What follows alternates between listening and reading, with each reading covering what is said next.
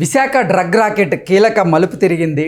Drugs వచ్చిన address ఉన్నటువంటి సంధ్య aqua అనేటువంటి ప్రైవేటు సంస్థతో వైఎస్ఆర్సీపీకి మంచి అనుబంధం ఉందని, గతంలో సంధ్య ఆక్వా యజమాని ఆయన వైఎస్ఆర్సీపీకి భారీగా విరాళాలు ఫండ్స్ ఇచ్చారంటూ కూడా ఒక వార్త ఇప్పుడు సోషల్ మీడియాలో చక్కర్లు కొడుతున్న నేపథ్యంలో అసలు ఈ సంధ్య ఆక్వాకి వైఎస్ఆర్సీపీకి సంబంధాలు ఉన్నాయా లేవా, అసలు ఈ డ్రగ్ రాకెట్లో ఎవరెవరు ఉన్నారు, తెర వెనక ఏం జరుగుతోంది అనే అంశానికి సంబంధించి మనతో మాట్లాడేందుకు ప్రముఖ రాజకీయ విశ్లేషకులు కృష్ణకుమారి గారు మనతో ఉన్నారు. మేడంతో మాట్లాడదాం. మేడం నమస్తే. మేడం నమస్తే.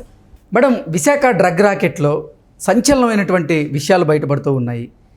ఆ డ్రగ్స్ వచ్చినటువంటి అడ్రస్ ఏదైతే ఉందో సంధ్య ఆక్వా అనేటువంటి సంస్థకి వైఎస్ఆర్సీపీ నాయకులకి కూడా మంచి సంబంధాలు ఉన్నాయని, వారు గతంలో వైఎస్ఆర్సీపీ పార్టీకి భారీగా విరాళాలు ఇచ్చారని, అలాగే సీఎం రిలీఫ్ ఫండ్కి కూడా భారీగా విరాళాలు ఇచ్చారని వైఎస్ఆర్సీపీ నాయకులతో కూడా వాళ్ళు తీసుకున్నటువంటి ఫోటోలు ఇప్పుడు సోషల్ మీడియాలో చక్కర్లు కొడుతున్న నేపథ్యంలో అసలు ఏంటి మేడం ఈ డ్రగ్ రాకెట్లో ఏం జరుగుతోంది, ఎవరెవరు ఉన్నారు, వైఎస్ఆర్సీపీకి నిన్న దొరికినటువంటి డ్రగ్స్కి సంబంధం ఉందా అంటే ఏం చెప్తారు?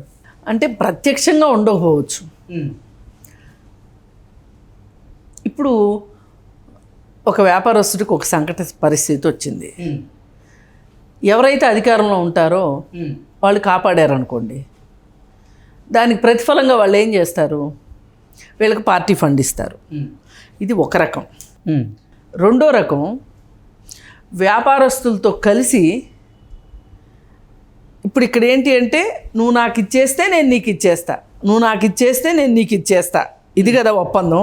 అలా కాకుండా వీళ్ళు అప్పటికే వ్యాపారంలో భాగస్వాములు అనుకోండి, అందులో ఒకరు వచ్చి రాజకీయాల్లోకి వచ్చారనుకోండి, ఒక ఆయన రాజకీయాలు చూసుకుంటూ ఉంటాడు, ఒక ఆయన బిజినెస్ చూసుకుంటూ ఉంటాడు. అప్పుడు ఇంకా బంధం చాలా బలంగా ఉంటుంది కదా, ఫెవికాల్ బంధం కదా అది. అలా ఉన్నప్పుడు చెయ్యను అనటానికి లేదు, ఇవ్వను అనటానికి లేదు, ఆయన ఫండ్ ఇవ్వటాన్ని అనటానికి లేదు, ఆయనకి సహాయం అవసరమైనప్పుడు ఈయన చెయ్యను అనటానికి వీల్లేదు. ఇవాళ రాజకీయాల్లో ఉన్న వాళ్ళకి అసలు వ్యాపారాలతో సంబంధం ఉండకూడదు, వాళ్ళకి వృత్తి ప్రవృత్తి రెండూ రాజకీయాలే అయి ఉండాలి అనే ఒక బేసిక్ ప్రిన్సిపల్ నుంచి దాటిపోయి చాలా రోజులైంది భారతదేశ రాజకీయాల్లో. ఒకప్పుడు ఇందిరాగాంధీకి వ్యాపారాలు లేవు, జవహర్లాల్ నెహ్రూకి వ్యాపారాలు లేవు, లాల్ బహదూర్ శాస్త్రికి వ్యాపారాలు లేవు, అలాగే ఇంకా చాలామంది ఉన్నారు నాయకులు, వాళ్ళకి వ్యాపారాలతో సంబంధాలు లేవు, వ్యాపారాలు లేవు.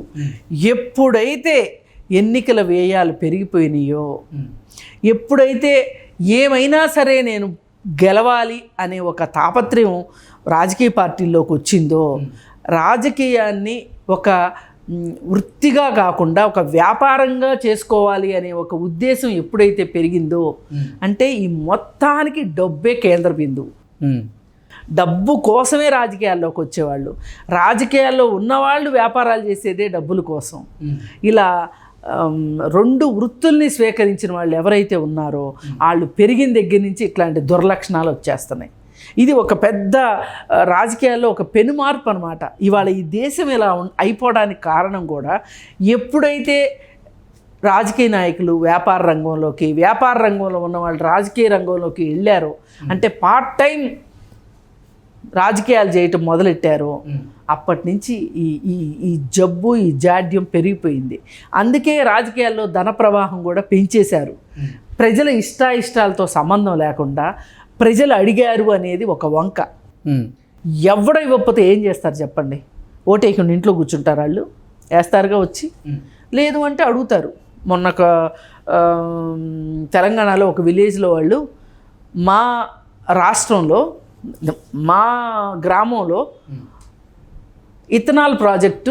ఇథనాల్ అనే ఒక ప్రాజెక్ట్ని పెట్టారు. దీనివల్ల మా చుట్టుపక్కల గ్రామాలన్నీ కలుషితం అయిపోతున్నాయి. దీనివల్ల మాకు మంచినీరు మేము ఎన్నో కిలోమీటర్ల నుంచి తెచ్చుకోవాల్సి వస్తుంది. మా ఊరికి ఎవరైనా పిల్లనివ్వాలంటే ఆలోచిస్తున్నారు, మా పిల్లల్ని చేసుకోవాలంటే భయపడుతున్నారు. కాబట్టి ఇక్కడ ఇథనాల్ ప్రాజెక్ట్ తీసేస్తాము అని ఎవరైనా చెప్తేనే ఓటేస్తాం. మీకు ఓటేస్తాము అని చెప్పి వాళ్ళు మధ్యాహ్నం 2 దాకా ఓటు వేయకోకుండా కూర్చున్నారు. వాళ్ళు కూర్చుంటే ఏదో ఉంటారు కదా, దళారీలు ఉంటారు కదా, రాజకీయ దళారీలు, అలాంటి వాళ్ళు వెళ్ళి వాళ్ళని ఏదో ఒప్పించి ఓటు వేయించుకున్నట్టున్నారు. ఆ ఇథనాల్ ప్రాజెక్టు పోద్దని అయితే నేను అనుకోను. ఎందుకంటే ఆ ఇథనాల్ ప్రాజెక్టు కూడా కాంగ్రెస్లో ఒక కాంగ్రెస్ లీడర్ అనే వాదనే వినిపిస్తుంది.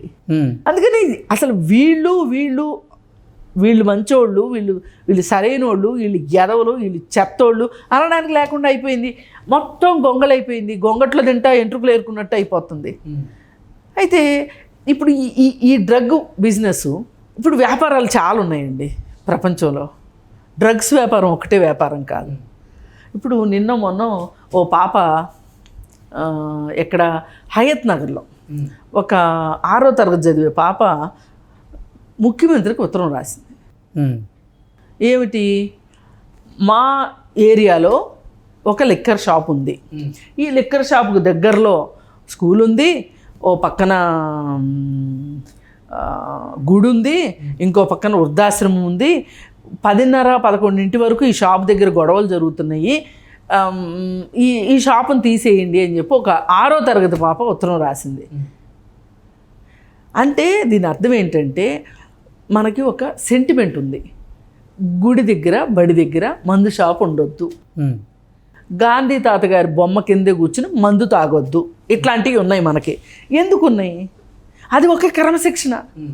కనీసం ఆ 2 ప్రాంతాలనైనా మినహాయించండి అని. దీన్నే కనుక మనం వ్యాపారాల్లో చూస్తే కనుక, మీరు హోటళ్ళు పెట్టుకోండి, మీరు ఫ్యాక్టరీలు పెట్టుకోండి, లేదు అనుకుంటే ఇంకో ప్రాజెక్ట్ పెట్టండి, ఇంకో బిజినెస్ చేసుకోండి. కానీ మీకు డ్రగ్స్ వ్యాపారం కూడా మీకే కావాలా? దానివల్ల అంత అనర్థం అని తెలిసి ఇది బాధ. ఇప్పుడు ఈ డ్రగ్స్ వ్యాపారులకి వైసీపీ నాయకులకి సంబంధాలు ఉన్నాయి అని చెప్పి మనకు ఎందుకు ఎలా తేట తెల్లమయ్యింది అంటే, అసలు ఒకసారి సిబిఐ వచ్చిన తర్వాత రాష్ట్ర పోలీసులకి సంబంధం ఉండదు, అసలు రాకూడదు. రాష్ట్ర పోలీసులు ప్రేక్షక పాత్ర వహించాలి. ఆ సిబిఐ వాళ్ళు ఏమన్నా రక్షణ కోరితే వీళ్ళు రక్షణ ఇవ్వాలి తప్పితే వీళ్ళు అక్కడికి వెళ్ళి హడావుడి చేస్తానంటే కుదరదు. కానీ అక్కడ పోలీసులు గబ వెళ్ళిపోయి అక్కడ పెత్తనం చేయటం, మాకు కొన్ని శాంపిల్స్ ఇవ్వండి అని చెప్పి అడగటం, ఇవన్నీ చూస్తే మామూలుగా అయితే పిలిస్తే పలకరు పోలీసులు. మరి అధికార పార్టీకి ఏదో ఇందులో ప్రయోజనం ఉండబట్టే కదా వీళ్ళు అంత ఇదిగా పోలీసులు వచ్చేసారు. ఎందుకు వస్తారు లేకపోతే? పైగా వర్షం వచ్చేలాగుంది, గబగబా లోపలికి సర్దేయండి అని చెప్పటం, వీళ్ళ హడావుడి ఇవన్నీ చూస్తుంటే ఆల్రెడీ ఒక లాబీ స్టార్ట్ అయిపోయింది. వద్దు, ఇంతటితో ఆపండి అని. కానీ వీళ్ళకి అర్థం కావాల్సింది ఏంటి అంటే, ఇంటర్పోల్ సహాయంతో అక్కడి నుంచి సరుకు ఇక్కడికి బయలుదేరింది, పలానా చోటకి రాబోతుంది అని ముందే సమాచారం ఉంది కాబట్టి ఆ ఓడ వచ్చేసరికే సిబిఐ వాళ్ళు వచ్చి కూర్చున్నారు అక్కడ. అంటే వాళ్ళకి సమాచారం ఎప్పుడూనే తెలుసు. కానీ సిబిఐ కేంద్ర ప్రభుత్వంతో మాటామంతి జరపకుండానే వైజాగ్ దాకా వచ్చింది అంటే నేను నమ్మను. వీళ్ళు ఒక కంట కనిపెడతానే ఉంటారు. కేంద్ర ప్రభుత్వం ప్రస్తుతం ఒక డేగ కన్ను వేసే పెట్టింది వైసీపీ మీద. ఎందుకంటే ఈరోజు వైసీపీ ఉండొద్దు ఇక్కడ తమ కూటమే గెలవాలి. మొన్న దక్షిణ ద్వారం తెరుచుకుంటుందా అని చెప్పి ఒక ఆర్టికల్ వచ్చింది ఆంధ్రజ్యోతిలో, కె శ్రీనివాస్ గారు రాశారు. దక్షిణ ద్వారం అంటే మన సౌత్ స్టేట్స్లో బీజేపీకి ఏమన్నా పట్టు దొరుకుతుందా అనేది ఆయన ఉద్దేశం. వాళ్ళు ఇప్పుడు తల మునకలైపోయి ఏమైనా సరే ఈ ఏరియాని హస్తగతం చేసుకోవాలి అనుకున్నారు. ఓకే, అందుకోసమే వాళ్ళు వైసీపీ తోటి కటీఫ్ చెప్పేసేసి, అంటే వాళ్ళ దగ్గర రావాల్సినవన్నీ తీసేసుకున్నారు, అయిపోయింది. ఇప్పుడు ఇంకో జట్టులోకి వెళ్ళిపోయారు. ఈ వ్యాపారస్తులతోటి ఖచ్చితంగా వైసీపీకి సంబంధం ఉంది అనడానికి ఇంకొక ప్రధాన కారణం ఏంటి అంటే, చాలా చాలా విరాళాలు నిధులు పార్టీకి సమర్పించుకున్నారు. దానికి తోడు ఈ డ్రగ్స్ బ్రెజిల్ నుంచి వచ్చిన నేపథ్యంలో గతంలో అసలు బ్రెజిల్ అధ్యక్షుడికి విజయసాయి రెడ్డికి మంచి సత్సంబంధాలు ఉన్నాయని, ఆయన గెలిచినప్పుడు ఈయన ట్వీట్ చేస్తూ ఆయనకి శుభాకాంక్షలు తెలిపినటువంటి ఒక ట్వీట్ కూడా వైరల్ అయిన నేపథ్యంలో అసలు అంటే ఈ డ్రగ్ ఇష్యూలో విజయసాయి రెడ్డి కూడా ఉన్నాడు అంటూ కూడా కొన్ని వార్తలు అయితే వస్తున్నాయి. అంటే ఈ శాఖలు కూడా ఉన్నాయా మనకి? ఇది కొత్త కోణం మీరు చెప్పేది. అంటే విజయసాయి రెడ్డి ఇప్పుడు భారతదేశంలో ఉన్న వ్యాపారవేత్తలు అందరూ అయిపోయారు, ఇంకా వేరే దేశాల్లో కూడా చేస్తున్నాడు అనమాట. అయితే దీన్ని బట్టి ఖచ్చితంగా వైఎస్ఆర్ పార్టీకి సంబంధం ఉండాలి. ఎందుకంటే ఇది వచ్చింది బ్రెజిల్ నుంచి, బ్రెజిల్ లీడర్ తోటి ఈయనకి ఆ మాత్రం సంబంధాలు ఉన్నాయి అంటే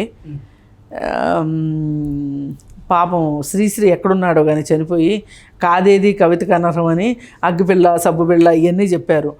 మామూలుగా ఇప్పుడుంటే చెప్పేవాళ్ళేమో కాదేది వ్యాపారానికి అనర్హం డ్రగ్స్తో సహా అని.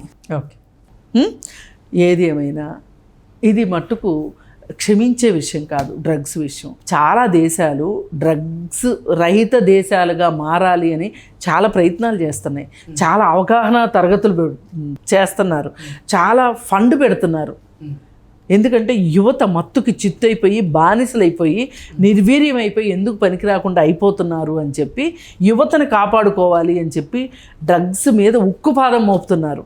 అలాంటి పరిస్థితిలో మనం ఇంత ఫ్రీగా డ్రగ్స్ తెచ్చుకుంటున్నాము అంటే బ్రెజిల్లో తయారయ్యి ఇక్కడికి వస్తున్నాయి అంటే అసలు ఎలా వీళ్ళకి మనసు ఒప్పింది? అంటే వీళ్ళకి డబ్బు తప్పితే అధికారం తప్పితే ఏది అవసరం లేదనమాట. కనీసం ఇది ఎలక్షన్ల ముందు ఈ ఈ ఈ విషయం ఇదంతా బయటపడి చాలా మంచి జరిగిందనే అనిపిస్తుంది.